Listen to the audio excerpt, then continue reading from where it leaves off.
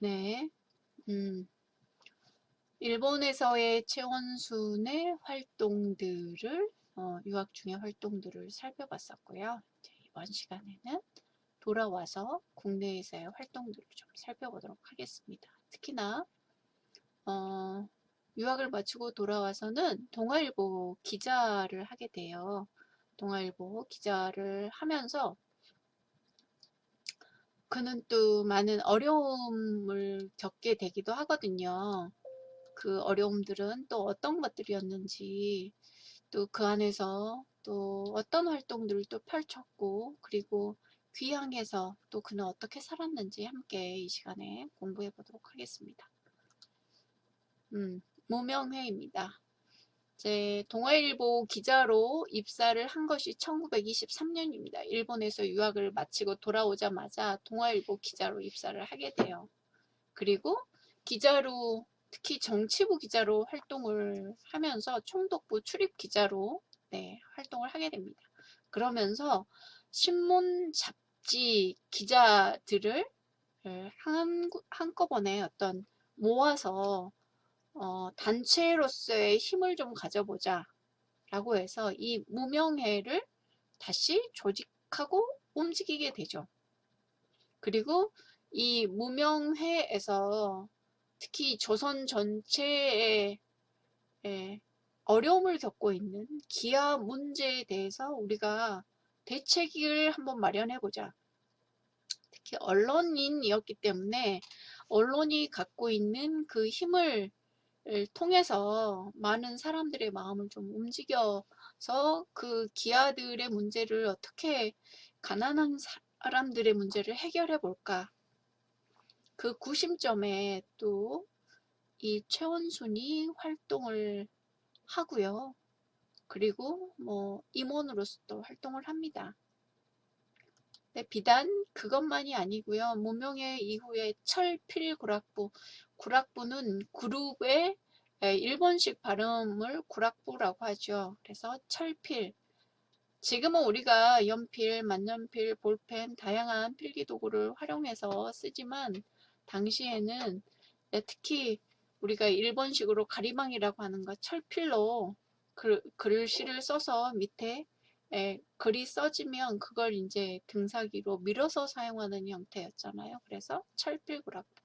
그 이름은 이제 펜을 가지고 있는, 펜을 들고 일을 하는 사람들의 모임, 단체. 그 단체를 조직해서 언론인으로서, 참된 언론인으로서 의 어떤 길을 걸어가는 사람들이 되자라고 해서 철필구락부를 조직하게 됐고, 근데 이제 거기서 끝난 게 아니에요. 그렇다면 우리 전 조선의 기자대를 열 것을 제안합니다. 누가? 최원순이 제안을 하죠. 우리 조선에 있는 신문과 잡지에 종사하고 있는 기자들을 기자대회를 열었으면 좋겠다. 그래서 기자대회가 서울에서 2박 3일 동안 열려요.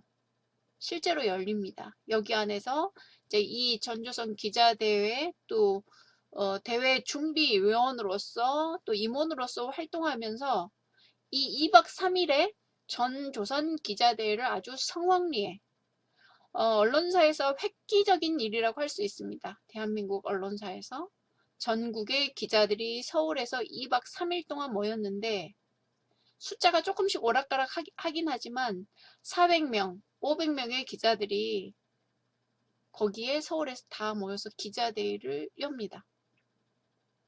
그리고 기자로서의 사명에 대해서 또 신문은 어떻게 만들어지는지 전 과정에 대해서 신문 기자는 어떠해야 하는지 잡지 기자는 어떠해야 하는지 등등의 강연 일정을 소화하게 됩니다. 어떻게 보면 아는 것이 힘이다 라고 우리는 늘 이야기하고 무기보다 펜이 더 강하다라고 하는 이야기를 하죠. 그것처럼 이 글로써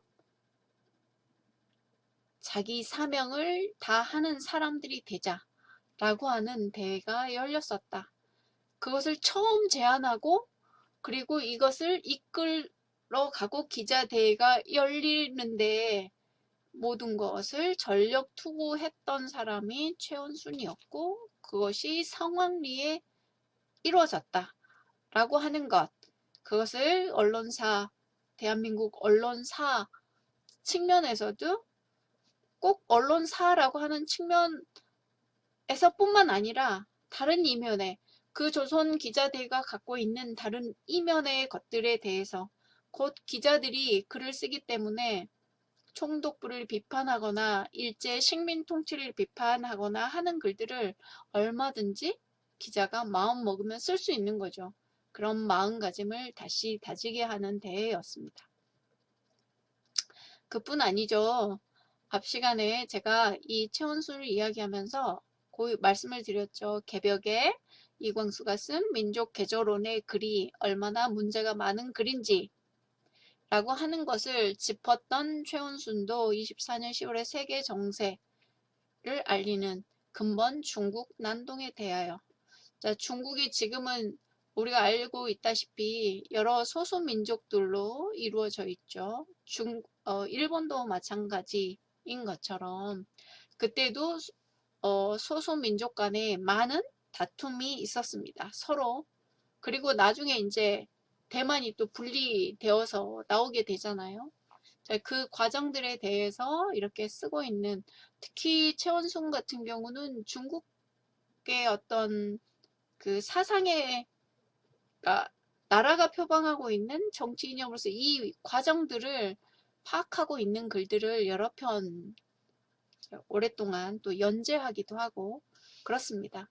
그러니까 중국의 정치 또는 세계 정치 변화에 촉각을 세우고 기자 활동을 했었던 그런 분이기도 하죠. 왜냐하면 그래야 일본에서 28 독립선언 할 때도 그러했지만 세계사의 변화, 세계의 흐름이 이렇게 변화해 가고 있는 그 안에서 우리는 어떻게 하면 우리 민족을 일제의 속박으로부터 벗어나게 독립할 수 있을 것인가, 연관성 안에서 세계 정세를 늘 들여다 보지 않을 수 없었던, 그리고 들여다보고 정세를 분석했던 그런 사람이기도 했다.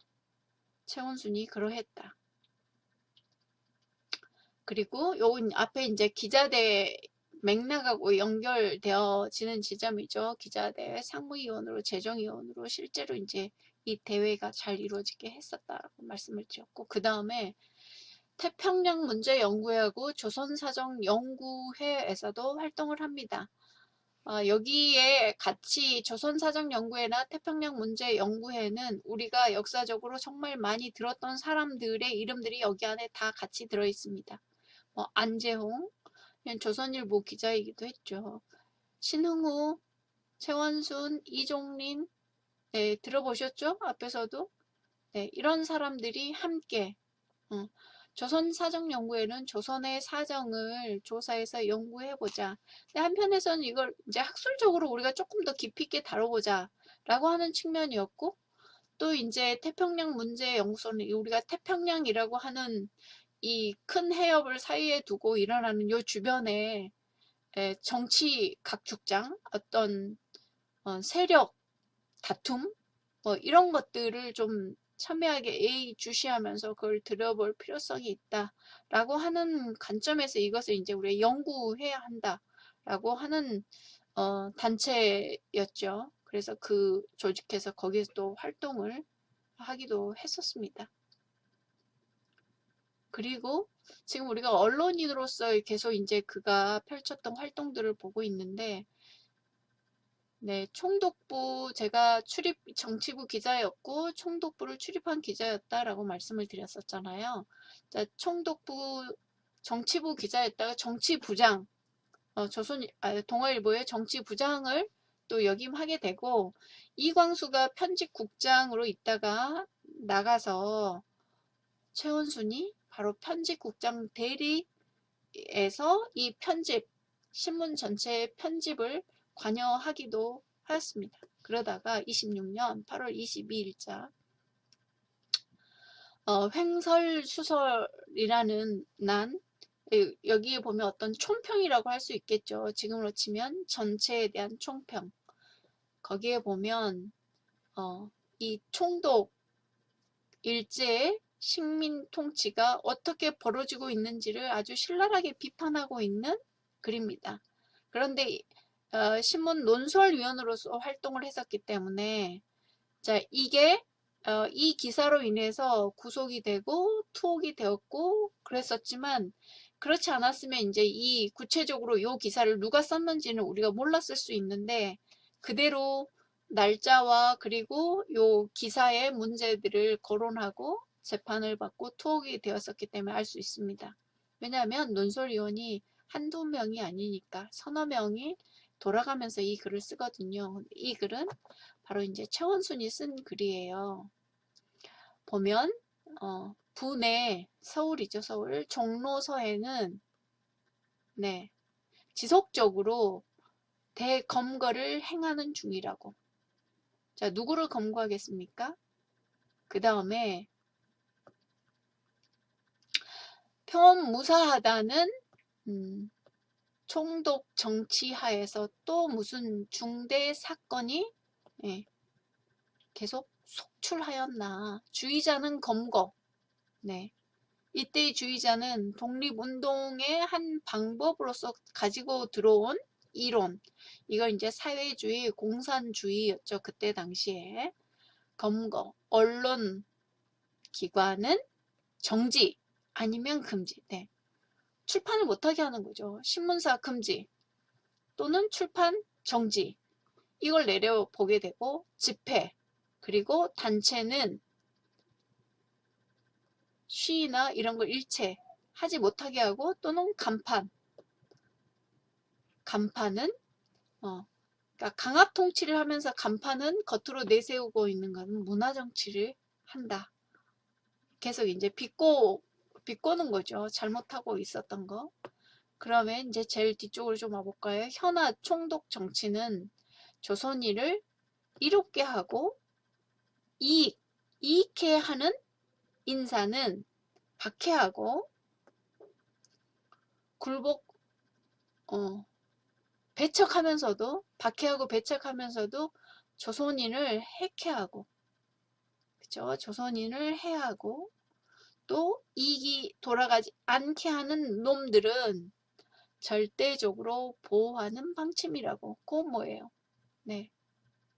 독립운동을 하거나 또 조선 사람을 위한 일을 하는 사람은 계속 박해하고 감시하고 억압하고 그리고 일제에 협력하고 부역하는 사람들은 그들이 총독 일제가 그들을 보호해주고 먹고 살게 해주는 중이라고. 그렇죠? 시고로 총독 정치는 무엇으로? 네, 악당 보호 정치다라고 신랄하게 일제를 향한 펜 끝을 일제 심장부로 향해서 공격하고 있는 글입니다. 가만히 두지 않았겠죠. 당연히. 신문사가 발칵 뒤집어 엎어집니다. 그리고 필화 사건이라는 이름으로 이제 검거해서 신문은 정지를 시켜놓고 투옥이 되게 되죠. 그리고 치안유지법 위반이라는 판결문 보이시죠? 옆에 본적이 어디다 전라남도 광주군 광주면 수기옥정 292번지 이렇게 돼 있고 서울 주소 써 있죠. 그래서 투옥되었다가 나오게 됩니다. 그리고 나서 이제 신간회가 조직이 되죠. 좌우 어떻게 보면 좌우 합작으로서의 신간회, 좌우 합작의 독립운동 단체 이렇게 말씀드리는 것이 정확할 것 같습니다.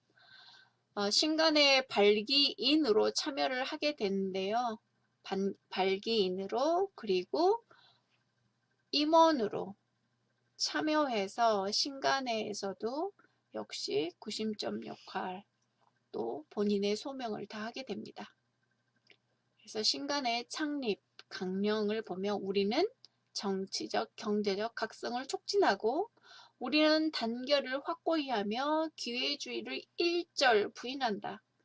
그래서 그 이름들을 이렇게 모든 우경적 사상을 배척하고 민족주의적 좌익 전선을 형성하려고 한다. 네.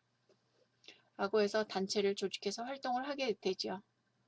자, 이것이 신간의 창립 총회 당시에 조선일보에 보도된 사진 장면입니다. 서울 기독교 청년회관에서 열렸는데요. 네, 단상이 보이시나요? 뒤에 이제 다 써서 붙여놓고 순서죠. 순서. 총회하는 순서. 27년 2월 15일 날 조직이 되게 됩니다. 그리고 27년 12월 10일에 경성지회가 결성이 되죠. 서울 지부가 따로 결성이 되는 거예요. 광주 지회도 결성이 따로 됐다고 말씀드렸었잖아요. 최영종 목사님. 그때 말씀드릴 때 그런 것처럼 경성지회가 결성이 되었는데 이 경성지회 대표 회원으로 그리고 간사로 또 선출이 되어서 거기서 활동을 하게 돼요. 그런데 애석하게도 최원수는 거기서 활동을 오래 이어가지 못합니다. 왜? 자, 폐병을 얻어서 더 이상 서울에서의 기자 활동을 할 수 없다고 판단해서 광주로 내려옵니다. 다시 광주로 내려와서 증심사 아래에 서가정이라는 집을 짓고 요양을 하게 돼요. 자, 몸이 아픈 사람이 요양을 하기 위해서 고향으로 내려왔는데 서울에서의 모든 활동을 다 접어두고 그럼 몸 돌보는데 모든 걸 심혈을 쏟아야 하는데 그렇지 않고 광주에서도 계속 활동들을 펼쳐요.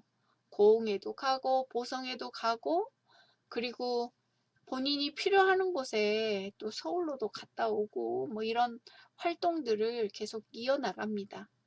그리고 광주에서 이 국민구제 연구회가 결성되었을 때 앞에 우리 최영정 목사님 할 때도 말씀드렸지만 이때 당시에도 교섭부가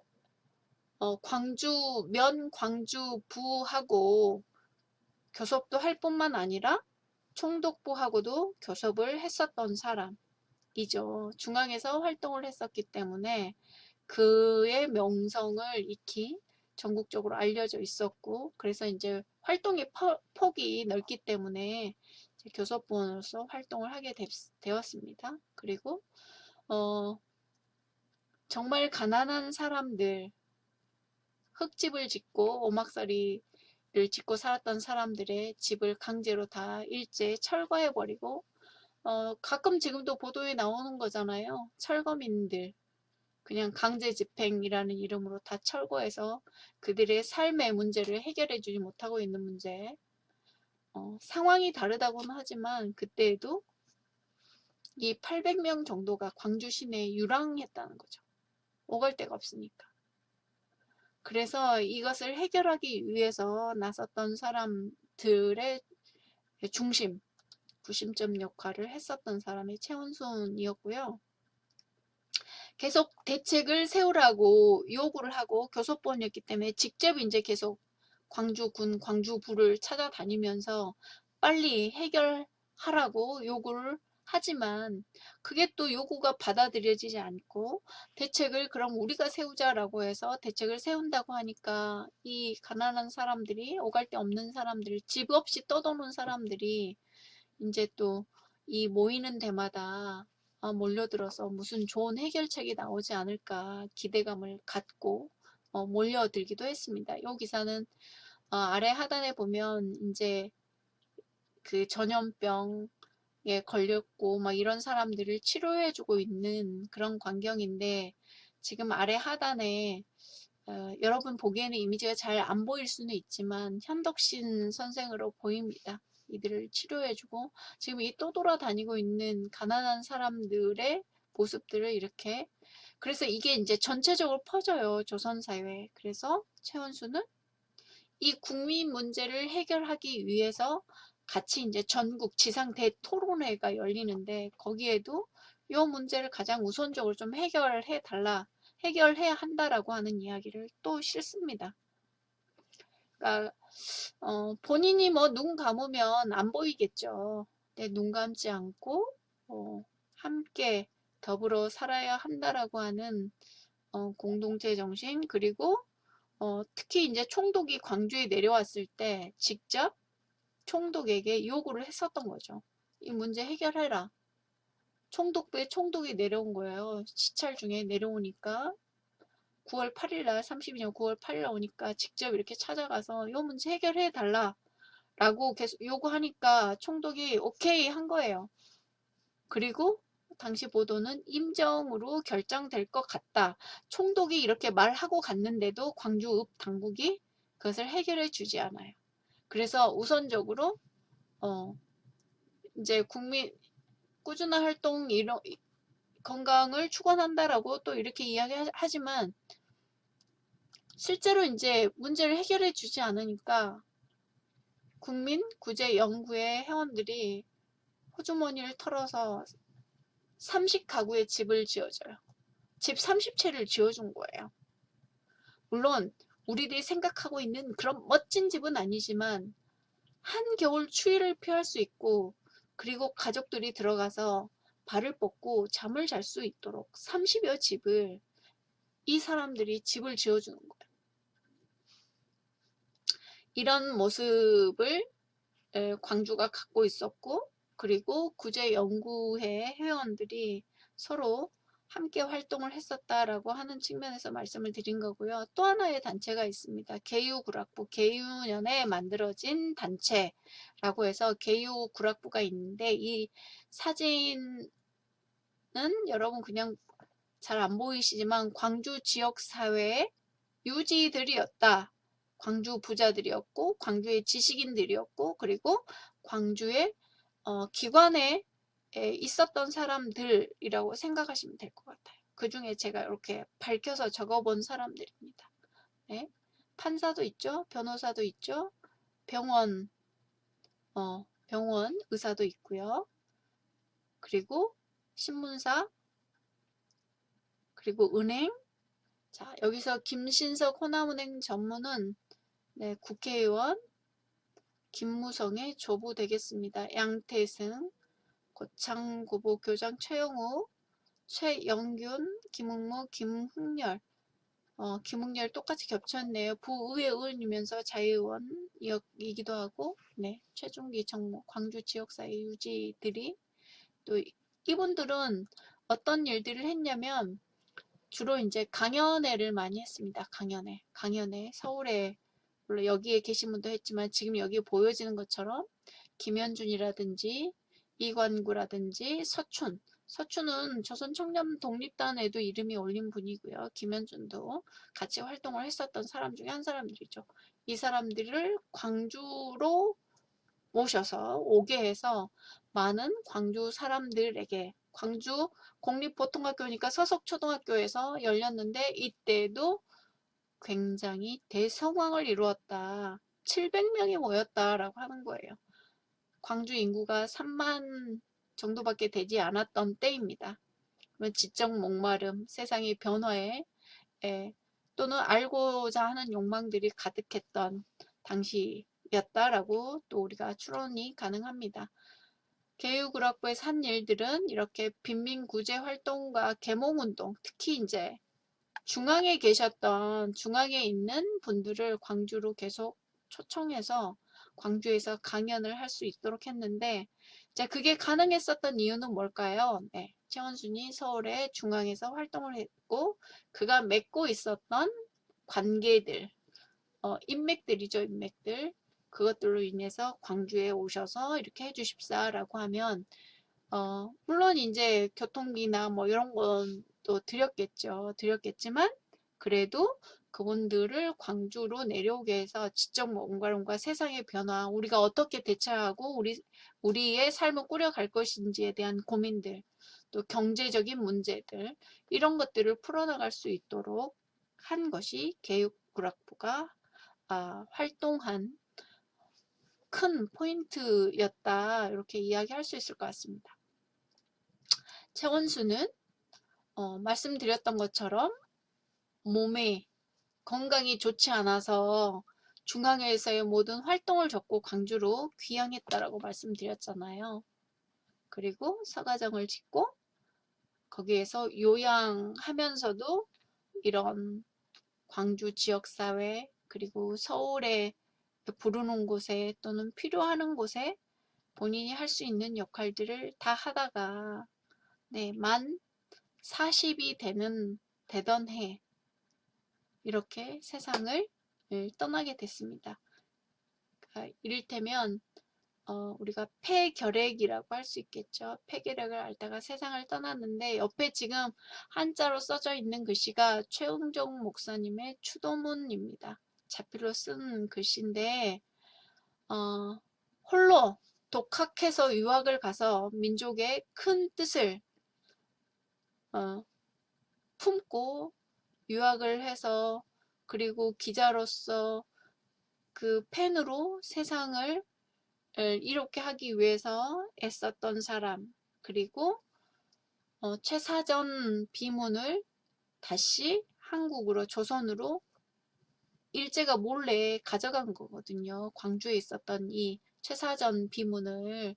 그런데 이 최원순이 끝까지 몇 년에 걸쳐서 투쟁해서 다시 되찾아왔다 라고 하는 내용들이 이 글 안에 들어 있습니다. 서가정의 주인 최원수는 다음에 이제 제가 또 우리 수업할 때 나오겠습니다만 현덕신과 결혼을 해서 아드님 한 분만 네, 외아들 한 분만 놓고 일찍 이렇게 돌아가셨는데 자 춘설헌에 지금의 춘설헌 이전의 건물이 이렇게 생겼습니다. 초가 지붕에 마루가 있고 마루 앞에 두 분이 앉아 계신 요 사진인데 이게 1933년에 찍은 사진입니다. 춘설헌 자리에는 그 이전에 네, 서가정이라는 현판이 붙은 건물이 이렇게 있었다 라고 하는 거 알고 계시면 좋을 것 같습니다. 자, 그래서 정리를 해보자면 자, 방금 전에 서가정은 지금 춘설헌 요 모양 그대로 남아있는데 정리를 하면 서가정의 첫 주인은 최원순이었고 그리고 최응종 목사님이 최원순 선생이 돌아가신 다음에 들어와서 그곳에 계셨고 그리고 그곳은 또 허백년 선생이 이어받아서 지금의 이 건물을 짓고 그곳에서 그림을 그리셨다. 자, 이렇게 정리가 되겠습니다. 그러면 서가정이 뭐예요? 서가 돌석자의 벙어리 아자입니다. 네. 그것이 함의하고 있고 은유하고 있는 의미들은 제가 덧붙여 설명하지 않아도 알 수 있을 것 같습니다. 네. 벙어리, 돌벙어리입니까? 네. 그건 아니죠. 큰 소리를 안에 안고 있는 사람, 서가정. 그 이전의 호는 석초라고도 하였습니다. 자, 그가 짧은 생을 살았지만 그의 스펙트럼 넓은 활동들을 짧은 시간 안에 다 전해드릴 수는 없어서 간략하게만 살펴서 좀 아쉽습니다. 자, 참 언론인으로 신간의 창립준비위원으로 그리고 신간의 회원으로 활동했었던 그의 삶 아시다시피 신간회가 광주학생 독립운동에 또 와서 문제 해결을 위해서 애썼다라고 하는 사실들 아시죠? 그때도 역할을 하였습니다. 그리고 빈민구제와 헌신 그리고 봉사의 삶을 광주에서 펼쳤다. 언론인으로 민족운동가로 빈민 문제를 해결하기 위한 또 헌신 그리고 계몽운동가로서 최원순의 삶을 간략하지만 살펴서 그의 삶은 또 어떤 의미가 있을까요? 우리는 이 시대에 또 어떻게 살아야 할까요? 화두를 던져주는 그런 삶이 아니었나 싶습니다. 오늘 여기서 마치겠습니다.